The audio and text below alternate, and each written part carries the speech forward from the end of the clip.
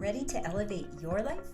Join me on the Vitality Vibe podcast for inspiring conversations on holistic wellness, personal growth, and sustainable success while nourishing your body, mind, and soul. It's time to reclaim your radiance. In the blue zone of Ikaria, Greece, the residents believe that the only reason they live past 100 years is not because of what they eat, but because every night a chair is sat at their table, hoping that somebody they don't know shows up and shares that meal with them. They never ask each other, "What did you eat last night?" but always ask, "Who did you eat with last night?"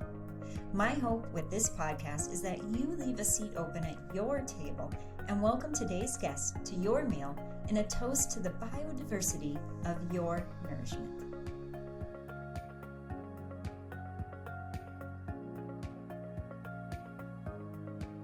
Are you ready to elevate your life and rediscover your inner radiance? Join me on the Vitality Vibe podcast for inspiring conversations on holistic wellness, personal growth, and sustainable success. Inspired by the blue zone of Ikaria, Greece, where residents believe that connection is key to longevity, I invite you to open your table to today's guest and celebrate the biodiversity of your nourishment. Let's explore how holistic wellness can transform your life and empower you to thrive. So, welcome back to the show, everyone. Today, we have a true trailblazer in the world of wellness joining us. She's a certified integrative wellness practitioner with over 20 years of experience helping individuals and teams achieve peak performance. From one-on-one coaching and dynamic workplace workshops to rejuvenating retreats, she's guided countless people on their journey to optimal health. But that's not all. She's also the founder of JP Integrated Wellness, the host of the insightful Nourish Me podcast, and the creative force behind The Meal, a biannual publication packed with delicious recipes and inspiring stories about the power of food to connect us all. Please welcome the incredible JoAnne Pavin. Well, welcome once again, listeners, to the Vitality Vibe podcast, where we are going to reclaim our radiance today with JoAnne Pavin. Thank you so much for being here, JoAnne. I can't wait to have this conversation with you. Thank you, Laura. I'm honored to be a guest on your podcast. This is exciting. It is. Yeah. You know, you and I met just a few short weeks ago at the heroic event that we both attended, where we learned how to be facilitators for the heroic workshop. And we just connected. That was a great event for us and the other women that we connected with. Don't you agree? Oh my gosh, fantastic. Like I'm still radiating from that. That was a really powerful activation weekend. Yeah. And perfect energy to bring into your Reclaim Your Radiance podcast, because there's a lot of radiance that came from that. Yeah. Well, before we get going, just a little bit, but you have an incredible journey in holistic health. And maybe for our listeners who might be a little bit unfamiliar, maybe you can just tell us the origin of how you got into what you do and why you're so passionate about it. Yeah, it goes way back. Thank you. That's I love sharing. It's a little bit of a different story every time I share it, but I sort of go with spirit, right? So I came from a very large family, and my grandmother and my grandfather on my paternal side lived with us. And as a young child, I watched my grandmother make a lot of homemade food and talk about garlic and onions are nature's antibiotics. And why aren't you eating these? These are so good for you. Food is medicine is basically the message I grew up with.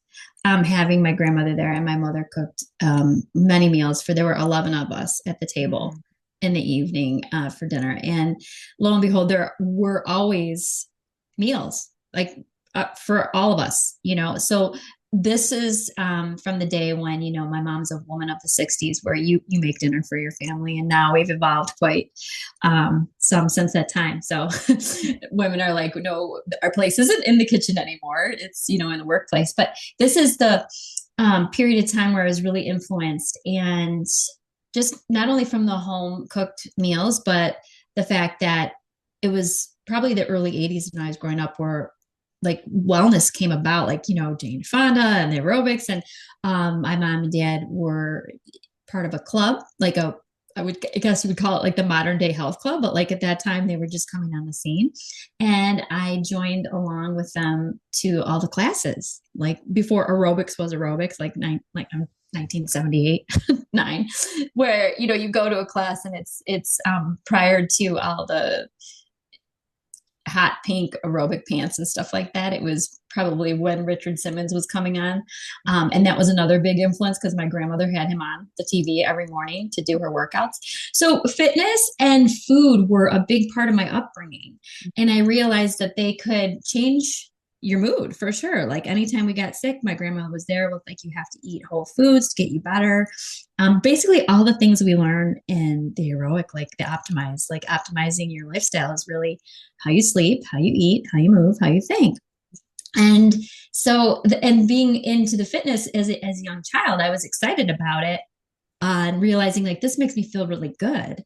Mm-hmm. And so combining those two, I guess what really set the stage for me to go into fitness and wellness. Even in high school, I started working out in a gym when other people weren't working out. And I took that, onward into college and studied science and biology, and then went on to kinesiology and sports nutrition.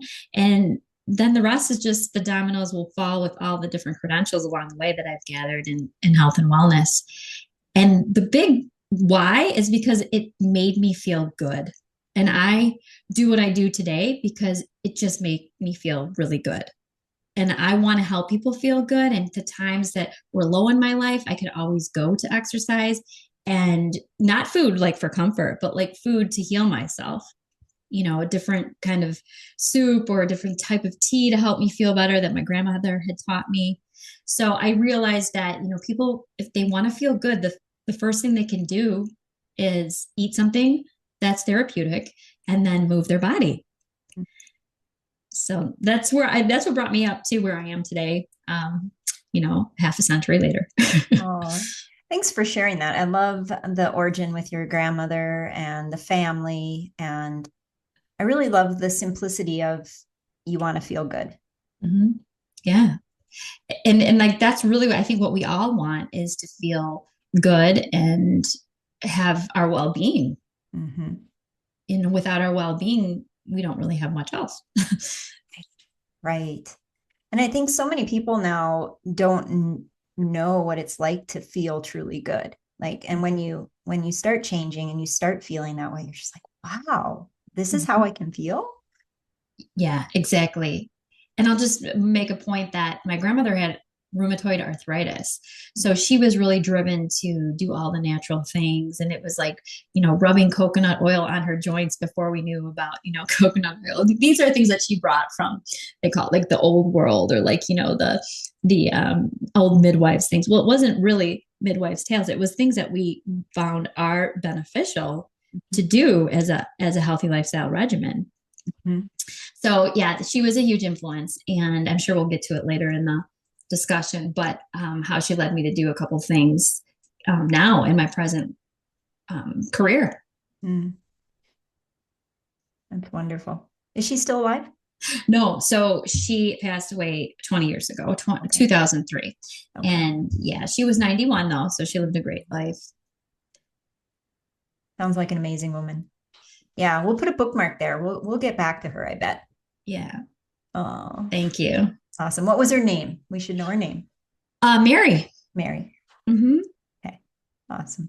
Grandma Mary, and all of her favorite, we all remember her, the remedies that she always had for everyone. Yeah. Oh, I love that now because, and I know we'll get into that, but that we tended to drift away from that as a society. And I feel like that's coming back now, like really listening to the wisdom of our elders and our ancestors. I think that more and more people are curious about that nowadays. It seems to me anyway. Well, I think, prior to our discussion here, you had sent me an email about like the blue zones, right? We were and that is so rooted in ancestral rituals and of the knowledge that's passed down from family to family. Mhm. And I do believe that we are coming back to that because we realize, like, maybe we should, it always comes back to the basics, sort of the cliche. It does always go back to the basics, and that we have to remember that the simple things and the less is more sometimes, instead of complicating or, over, systemizing things. It's just sometimes that less is more. Mm-hmm. Awesome. Well, I can't wait to get into some of these, but first, before we do that, I'm curious if there was a time where maybe there was a challenge or obstacle in your life that you rubbed up against, and what was it? And looking back, how did it make you stronger? Yeah, that's a good one. There are so many. So I'll have to pick out one that was really life changing. I would say that okay, so this relates to, the health and wellness, holistic health that I've been to. I in my late 20s, I came out with a product, a healthy vegan nutrition bar. There wasn't a lot on the market that was clean at that point. There was a lot of high protein, protein isolate type of products, which there still are. And so, long story short, I came up with this nutrition product and was successful in launching it and getting it into distribution and bringing it to the franchise GNC stores. It was my baby before I had children. Like, I didn't have kids at the time. I wasn't married. But what happened along that route was, at one point, and I don't want to go off on a tangent about packaged food industry because that's a whole nother topic we could get into. But with a clean product, it's hard to keep like quality around it, right? Because it's in a manufacturing plant and there are certain ingredients and not preservatives, so to speak, but like you have to have a shelf life, right? So if anything has a shelf life, it's not going to be as good as something that you pick off of a tree or, you get from your garden. So with that being said, we were getting product that wasn't really our product anymore. It was having a different taste. The quality was going down, and really at that time it was like, well, Ms. Pavin, if you want to have something that's healthy, you should probably produce it in your own kitchen, because I was really picky about ingredients, what was being put into, the coating or the enrobing at the time they called it.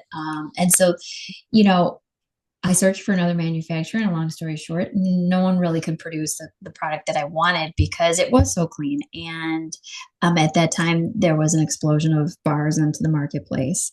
And, being a startup, it was small. It was an operation that, we were trying to fund.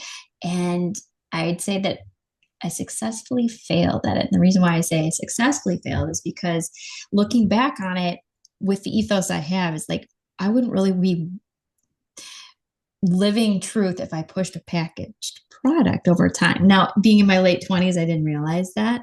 But over time, I realized, well, I could never really push a lot of packaged products now in my practice and in my business, because I teach food is medicine, really, that the root is like, you get your vitality from energetics of food. So that was a blessing in disguise, but it was a big, like I said, a failure, a successful failure, but it was a failure. And it was, the death of ego. Like, I failed at something, like it was debt, it was money, it was a business plan that flopped, and I had to recover from that. But in a way, it was humility.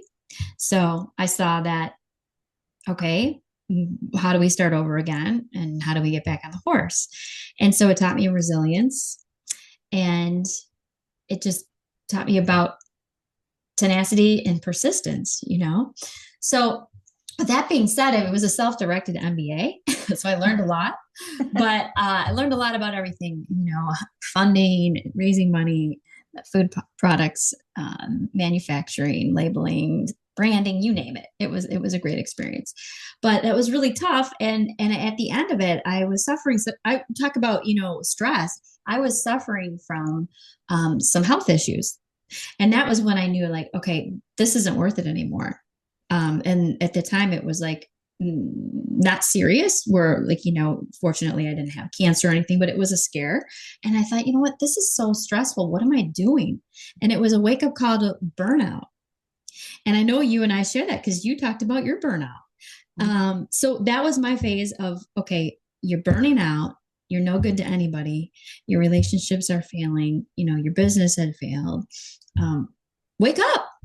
And so that's what happened. It was like I woke up, I had to start step by step going in the right direction and being mindful of self care and practicing what I preach as far as health and self care.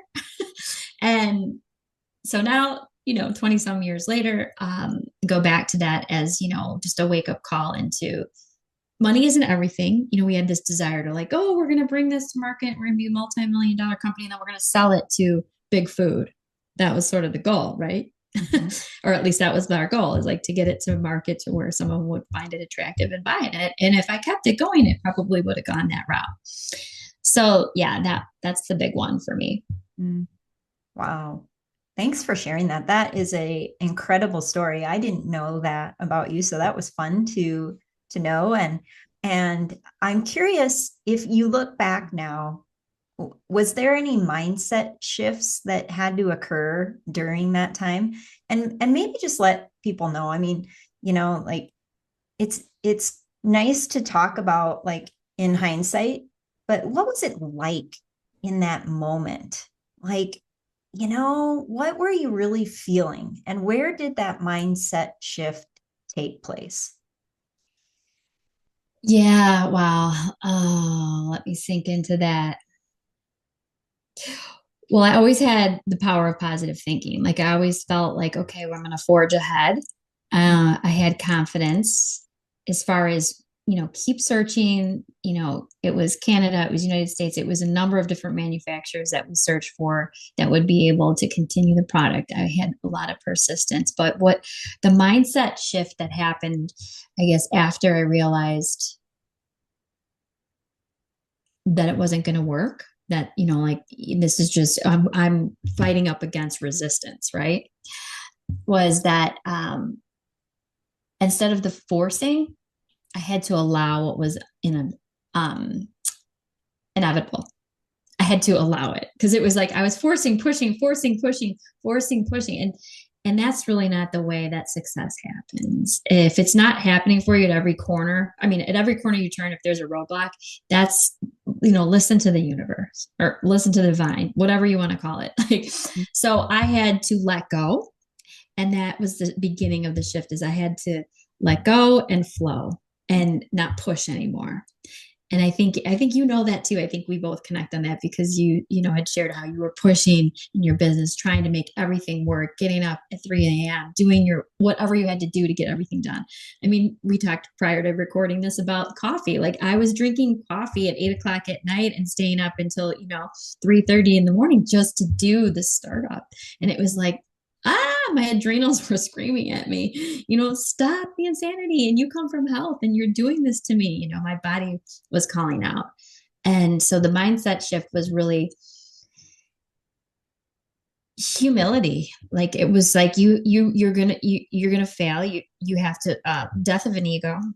Like I can't do this anymore. And you have to face people and tell them, well, it just didn't go. And it wasn't all that bad. Like nobody really cares anyway. The people who care, the person who cares is you.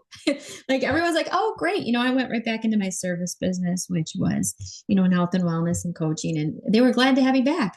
Oh, we're so glad you're not doing that anymore because we missed you. And I was like, oh. So it was a blessing to me that they wanted to welcome me back with open arms. And I was able to, build up that end of my business again, which I had left to put full force into the startup. Mm-hmm.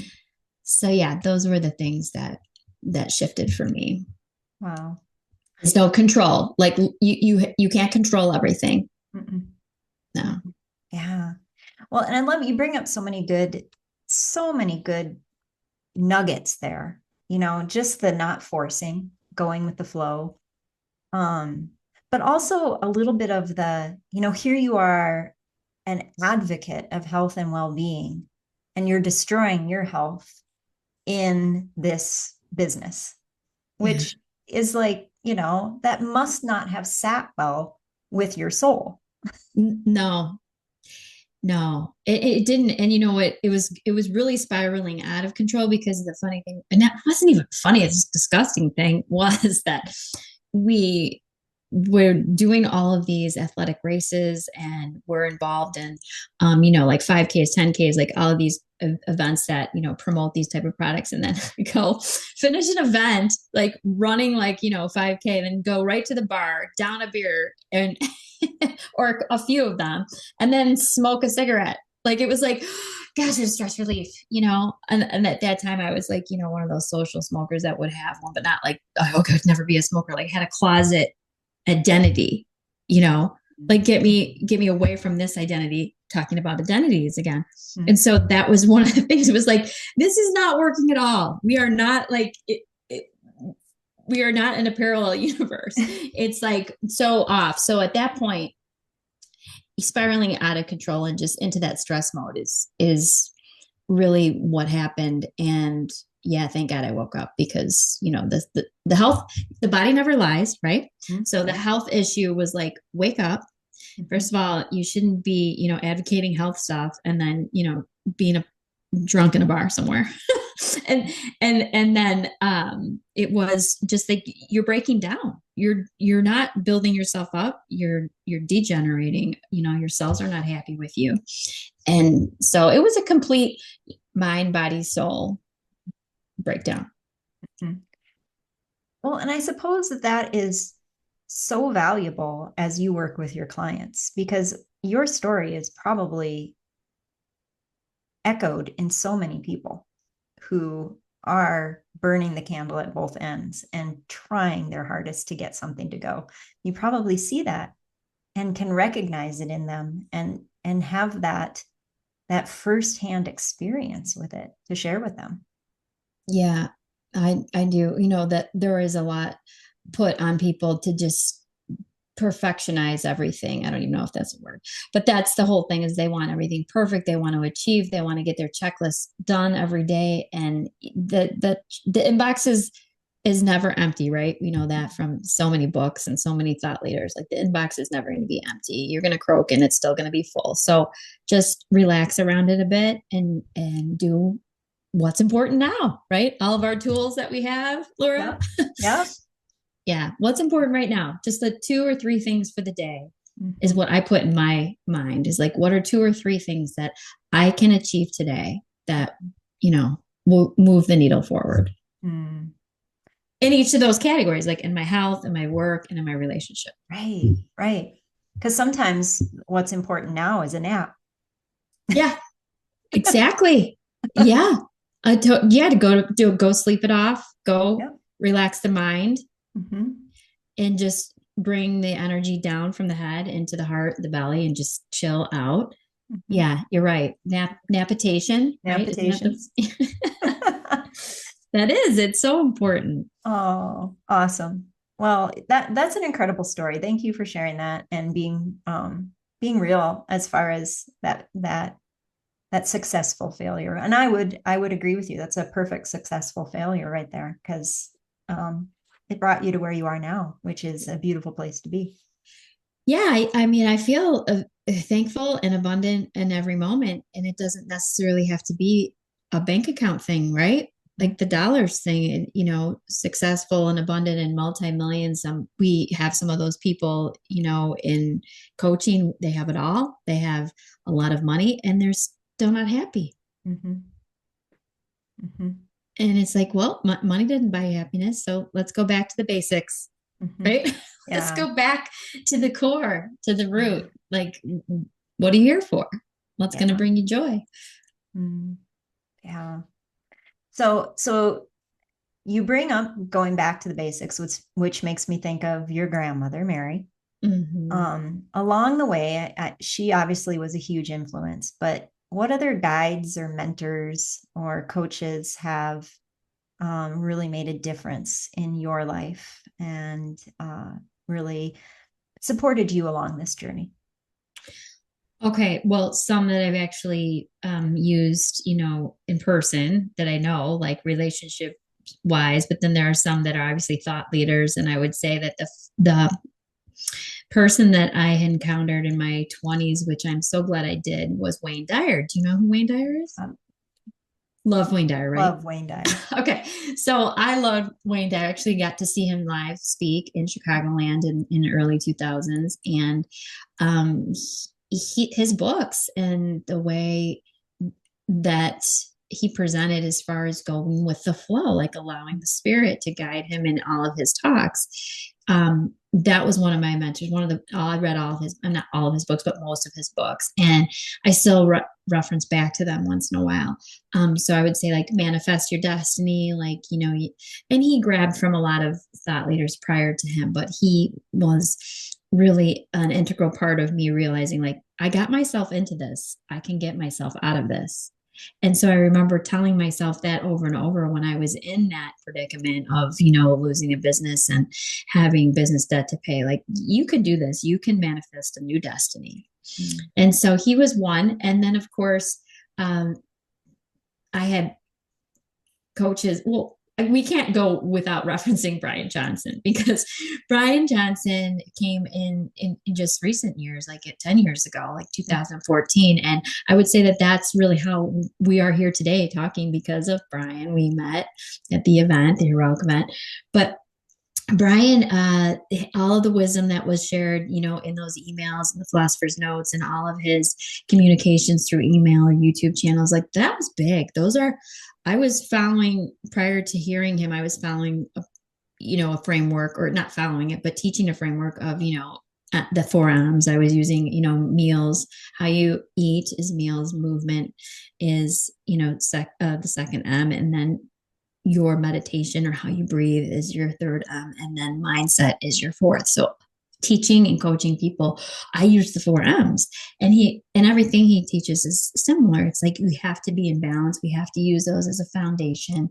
Really, if we get those right, those fundies, the fundamentals, if we get the fundamentals right, then everything else flows, or you're unshakable at that point. Because if you can handle getting that foundation strong, then nothing can throw you off. And if it does, you can get back on and recover a lot quicker. So I would say that, Brian Johnson is another. And mentors, my dad still is, he passed. He's my hero because, he started a business from the ground floor and had 6 children. And my mom is also another mentor and hero, because she started the business with him and was able to grow their business and successfully support 6 kids and additional kids that we took into our family. And they had a lot of downfall. I shouldn't say downfall, but a lot of unfortunate things that had happened in their business. But they never wavered. Like they knew they could recover. They had a strong faith, and they always made it through, with positivity. And that, well, it's never as bad as it seems, but it's never as good as it seems. It's just, let's stay the course. And so I would say those are the major mentors in my life. And of course, the divine. I have a strong faith, and I know and believe in God, and that's my North Star, is my faith in God. It's beautiful. I love how you bring, so many different types of mentors, from people that, may not know that they're a mentor of yours, to personal, family, and the divine as well. That's a very well-rounded mentorship that you have. There's probably many more. It's just that those that stand out, is like leading me in ways that I can always go back to thinking, oh, wow, their voices are in my head, mm-hmm. And you think about when you're down, and what's that voice that'll pick you up, or what's that voice that will give you wisdom. Mm-hmm. Well, and it's such a beautiful thing, because I don't think none of us get anywhere alone, right? Like, there's always somebody at the table, whether that's the physical table or the non-physical table, that helped us. I love that. And that, I don't know, I'm going to not cut you off, but if you're going to reference something about the table, I want to add to that. Please do. Yeah. So going back to when I mentioned my grandmother, and all of her cooking and rituals and things like that. About 6 years ago, I decided that, I wanted to emerge from the sippy cups, the sippy cup story. I had a newborn at the time and I was thinking, okay, well, is this life? Like, is this rest of my life? Like changing diapers, potty training and sippy cupping. Obviously I'm so blessed to be able to stay home with my kids for some time. But there was a period where I wanted to emerge, and get back into my business. And I had always worked part-time, even as she was a newborn. I have two children, but so I started writing about the meal and I created a quarterly called The Meal. And it is about not just what you eat at the meal, but who you eat with, how you eat, where you eat, and all of the energy around that whole process of the meal. And that was influenced basically by my upbringing, my family, and more importantly, my grandmother. She was always the last one. She ate very slow. She had to chew, digestion was the big thing, right? So, you have to digest and rest and digest and, basically take the meal as a sacred time. It's a sacred time to nourish your body. And thus came my podcast is in the past 18 months, I launched a podcast called Nourish Me. It's all about the nourishment of, yourself beyond just feeding yourself. It's, what are you thinking? It's the whole combination of physical, mental, spiritual, and emotional nourishment that we need daily. That's beautiful. I Thank love you. how that came full circle, just so naturally. Yeah, you never know. You just never know. You're going through it. And I couldn't stand. I was like, enough with the garlic and onions, grandma. Like, like we joke about it now. Like she would make these soups and these stews, and I would be like, it smells so bad in here. Always starts with garlic and onions. Always. Yeah. And she's like, garlic and onions are nature's antibiotics. And it's funny because it's true. They have extreme medicinal properties. And now when I'm sick or when I'm getting sick, getting something, I chop up a garlic clove. I put it in a shot of apple cider or apple cider vinegar, and I throw it back. And I'm like, God, I feel so much better. Like in a couple hours. I don't know if it's placebo, but that's my go-to natural. That's my NyQuil. I don't do NyQuil. I do garlic and apple juice. So gross. People are like, that doesn't sound very good, JoAnne. But no, it helps it. Yeah. Every morning I have apple cider vinegar and sea salt and cinnamon and lemon juice in water every morning. Yeah. I know. Isn't that the best? And now Yes. this time of year, I put a cinnamon stick in my tea. Mm-hmm. That's, a cinnamon, antiviral, antibacterial. Mm-hmm. Don't tell the drug companies that. Anyway, just a cinnamon stick. And I'm like, or you infuse your water with cinnamon overnight. That's really therapeutic during the cold and flu season. Yeah. So good. Yeah, I know. I love it. Thank you, Grandma Mary, right? I know. So I pull on her spirit and just can hear her little voice telling me all these great things. So she obviously had a lot of wisdom. Was there any you talk about the meal being very ritualistic. Did she have any other rituals or traditions that you remember growing up that are worth sharing right now? Well, we did have all seasonal rituals as far as like what we would make, but that also came from just my mother being really good in the kitchen too. But I mean, there were certain foods that we would make during holidays that were, rituals, as far as like the Easter bread that was from, she's Austrian Hungarian, and basically Ukrainian recipes were a big part of her repertoire for like recipes and things like that. So that there's the Pascha bread that we make every Easter. That's a ritual that even my nieces and nephews and the grandchildren, they make.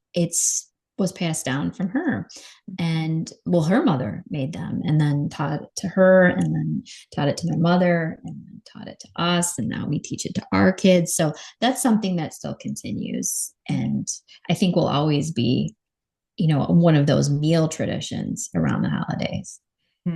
Nice. And I have to ask, have you taught your kids about onions and garlic yet? Oh yeah, they can't stand it. Yeah, they're so. I mean, well, you know what? I should say I have a 13-year-old that does the garlic now. Because if she's coming down with something, I'll chop it up for her, give her the shot, and she just does it. And she's like, she knows that it does. It works. They do all of my tinctures and stuff like that. And the younger one is 9, and she tries it out. She knows now that there is some truth to it. So they're probably more open than I was at that age to trying my grandmother's stuff. So she must be secretly surrounding us with her spirit, nudging them to do that. Because yeah, they'll try the soups that I make, and they are less stubborn than I was trying things. I was a very picky eater growing up. So. Oh, I love it. I love it. She is. She's probably right around nudging them, and yeah. That's beautiful. Yeah, it is. Well, this has been wonderful. It's been like, too bad we aren't sharing a meal right now. That would be really nice. No, wouldn't that be? Well, when we get back together, we will. Yes, we will. Yes. So we'll have to make that a plan next time we have a heroic meetup that we can cook together. Yeah, that'd be really fun. Yeah. Awesome. Well, JoAnne, just let our listeners know if they're interested in what you do or working with you, what's the best way to find you? I think my website would be the best place. It's www.joannepavin.com. And you can also, I'm not as active as I'd like to be on social, but if you'd like to give me an extra follower, you can find me on Instagram at joanne.pavin. And on LinkedIn, of course, for more, professional, heroic stuff. More food and yoga on the Instagram, and more professional workshop stuff on LinkedIn. Fantastic. Well, I'll make sure and include all of those in the show notes so our listeners can easily find the links and check them out. And thanks for sharing today with us in this format. It's really fun to hear your story, a little bit about it. I'm sure there's so much more to you than just what we could cover in this short podcast, but you gave us a little taste, and no pun intended. That's right. That's right. Oh, I'm so honored that you wanted me to come on, Laura, and I can't wait to learn more about your story when you come on my podcast. Yes, we'll do that soon. All right. So listeners, make sure and check out JoAnne's website and Instagram and LinkedIn accounts, because if there's anyone that is radiant, it is JoAnne, and she can help you reclaim your radiance if you're interested. Thank you, Laura. You're welcome. All right. We'll see you on the next episode of the Vitality Vibe, listeners. Bye.